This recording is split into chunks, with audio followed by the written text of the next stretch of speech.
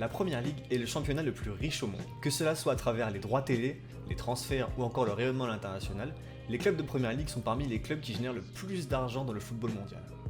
Mais cela peut parfois avoir des inconvénients et causer du tort à certains d'entre eux. C'est ce qu'on va voir aujourd'hui avec les exemples d'Everton et de Nottingham Forest qui ont tous les deux subi des sanctions et des retraits de points récemment.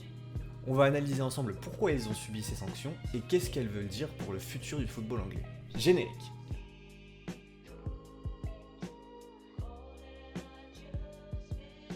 Alors avant de rentrer dans le vif du sujet, il faut qu'on parle de quelque chose de très important, le PSR.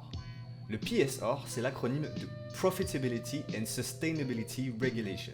En gros, c'est l'équivalent du fair play financier qu'on connaît dans le football européen, mais c'est appliqué au football anglais et à la Football League, l'ensemble de tous les championnats professionnels en Angleterre. Le PSR, ça autorise un club à perdre 105 millions de livres sur une période de 3 saisons. Ce qu'il faut savoir, c'est que certains coûts peuvent être déduits pour échapper au PSR à travers les infrastructures, le football féminin, les actions caritatives et des implications dans la jeunesse locale. Si jamais une infraction est commise, elle peut aller de la simple amende financière au retrait de points comme on a pu le voir cette année avec 2 accusés dont on va parler tout de suite, en commençant par le premier accusé, Everton. En mars 2023, la Première Ligue engage une commission indépendante pour s'attaquer aux finances d'Everton. Après que Leeds et Burnley aient déposé une requête à la Première Ligue, celle-ci décide d'engager une commission financière qui va regarder et scruter les finances d'Everton sur les 3 dernières saisons pour voir s'il n'y aurait pas d'éventuelles magouilles.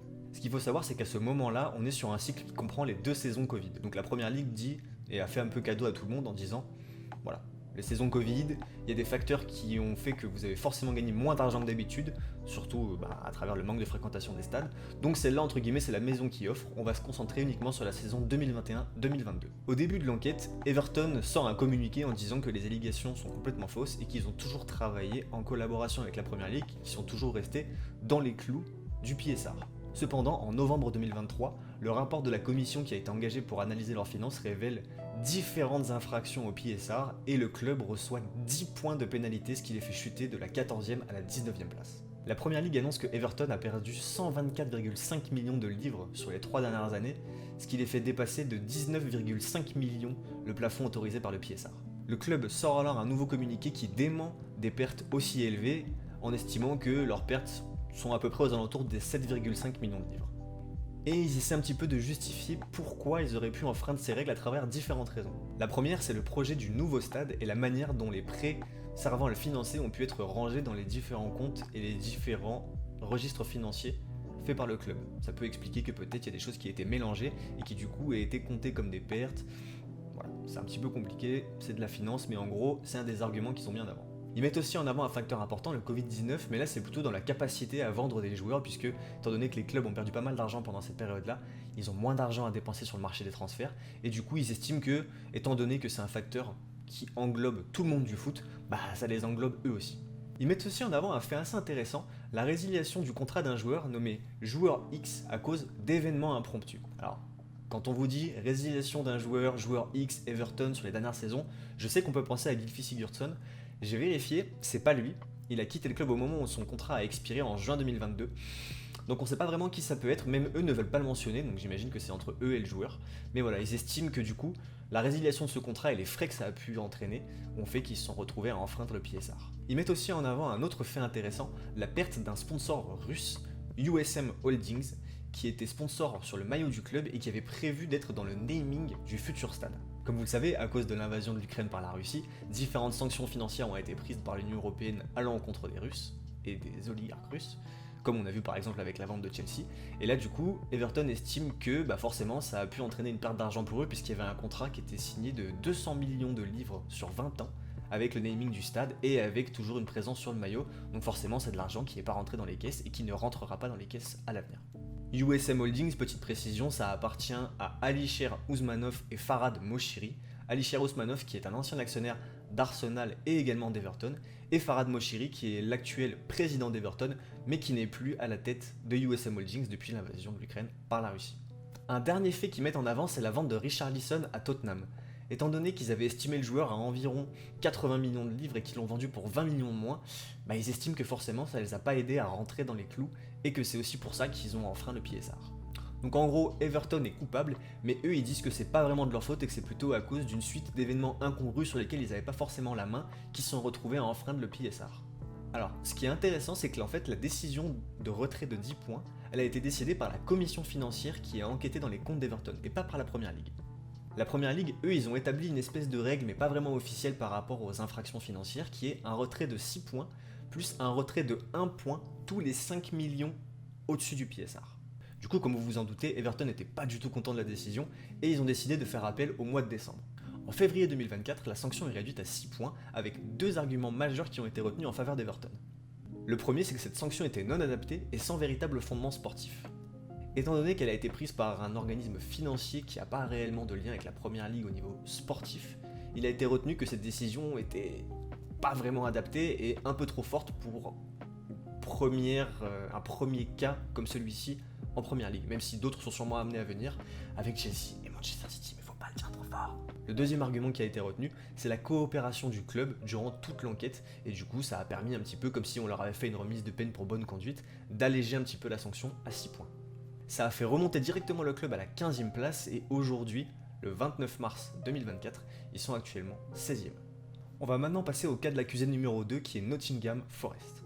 En janvier 2024, une commission financière est à nouveau sollicitée pour analyser les finances de Nottingham Forest sur les 3 dernières saisons. Et en mars 2024, celle-ci remet sa décision et décide de retirer 4 points à Nottingham Forest. Ce qu'il faut savoir, et ce qui est assez important dans ce dossier, c'est que le dernier cycle de 3 ans qui a commencé pour Nottingham Forest, c'était quand ils étaient en Championship, et en Championship, le plafond est beaucoup plus bas qu'en Première Ligue. On est aux alentours des 60 millions de livres. Ce qui fait que du coup, Forest a dépassé le plafond de 61 millions de livres aux alentours des 34,5 millions de livres. Il y a aussi un facteur qui est assez important à prendre en compte, c'est que sur les 2 derniers mercatos, ils ont dépensé 250 millions de livres avec l'arrivée de 42 nouveaux joueurs au sein du club. Mais vous allez voir qu'il y a un réel fondement sportif derrière ça, et c'est vrai que les arguments qui ont été mis en avant dans la défense de Forest sont plutôt intéressants et sont plutôt assez logiques, on va dire. Le gros point qui est mis en avant dans la défense de Forest, c'est qu'ils sont obligés de dépenser pour pouvoir survivre en Première Ligue et être à peu près au niveau de tous les gros qui sont déjà bien installés. A l'inverse des promus qui font l'ascenseur et qui du coup reçoivent des parachute payments, des paiements qui en gros permettent d'amortir la descente en Championship, Forest, eux, ça fait depuis plus de 20 ans qu'ils sont pas montés en Première Ligue. Donc ils n'ont jamais connu ce petit boost financier pour amortir la descente en 2ème division et potentiellement pouvoir faire l'ascenseur et remonter direct après. Donc en gros, ils disent que pour pouvoir être compétitif avec les autres clubs qui sont installés depuis bien longtemps et qui en plus touchent les sommes des Coupes d'Europe ou de la Première Ligue en fonction de comment ils sont classés, ils sont obligés de dépenser sans compter et potentiellement d'enfreindre les règles sur une saison ou 2 pour pouvoir s'installer pérennement en Première Ligue et survivre à l'avenir. Ce qu'ils mettent aussi en avant, c'est la vente de Brennan Johnson à Tottenham. En gros, au mois de juin, ils ont eu un accord verbal avec Tottenham qui leur a dit qu'ils achèteraient Brennan Johnson dès qu'ils auraient vendu Harry Kane au Bayern. Pendant ce temps-là, ils ont reçu des offres de Brentford aux alentours des 30 millions d'euros, mais eux, ils estimaient Brennan Johnson à 50 millions, du coup ils ont dit non, on préfère attendre. Mais ce qui est important, c'est que en fait, la saison du PSR, à chaque fois, elle se termine fin juin. Donc en gros, ils savaient très bien qu'ils allaient forcément enfreindre les règles, puisque à ce moment-là, ils n'étaient pas dans les clous financièrement.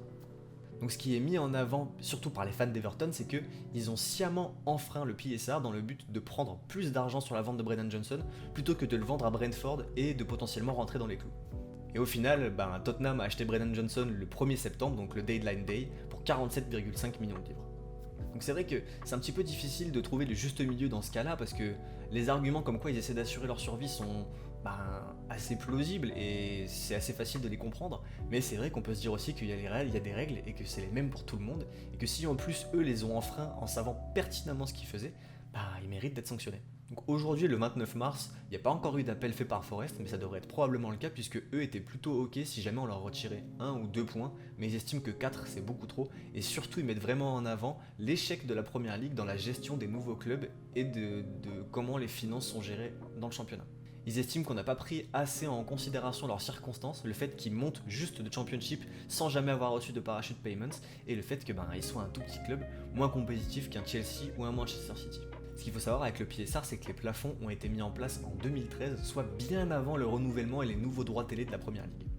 Donc du coup, on peut s'attendre à ce qu'il y ait de plus en plus de clubs qui se retrouvent à enfreindre et à dépasser le plafond, parce que c'est des taux qui sont plus d'actualité. Kieran Maguire, qui est un économiste du football britannique, estime qu'aujourd'hui, pour qu'on ait un plafond qui soit à peu près juste, il faudrait qu'il soit aux alentours des 215-218 millions de livres, soit le double du plafond qui est mis en place actuellement. J'essaierai de vous tenir au courant sur ce qui se passe sur cette affaire. J'ai vu des articles très intéressants que j'ai utilisés notamment et que je vous invite à aller voir, je vous mettrai les liens dans la description, de David Ornstein pour le site et le média The Athletic si jamais vous connaissez, et aussi un très bon podcast qui est fait par des supporters et des journalistes du Liverpool Echo qui sont des supporters d'Everton qui s'appelle Royal Blue. Je vous invite à aller écouter si jamais, ils ont un épisode très intéressant qui a été fait au moment où la sanction est tombée pour Forest. Je vous mettrai le lien dans la description aussi.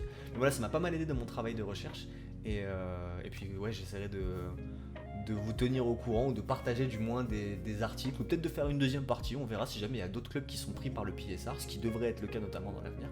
Peut-être qu'on sera amené à en parler sur la chaîne. J'espère que la vidéo vous a plu, n'hésitez pas à la liker et à vous abonner si c'est le cas, n'hésitez pas à me dire en commentaire si jamais il y a des sujets que vous voulez que je traite, si jamais il y a d'autres manières de le faire, si ma manière vous plaît pas forcément, si je peux m'améliorer, je suis toujours preneur. N'hésitez pas à me suivre aussi sur les réseaux, @GeorgeHustle sur Twitter et @Hustleigno sur Instagram. Nous on se retrouve très vite pour une nouvelle vidéo de foot, comme vous le savez, c'est l'habitude sur la chaîne. Et puis d'ici là, portez-vous bien, prenez soin de vous et à très vite.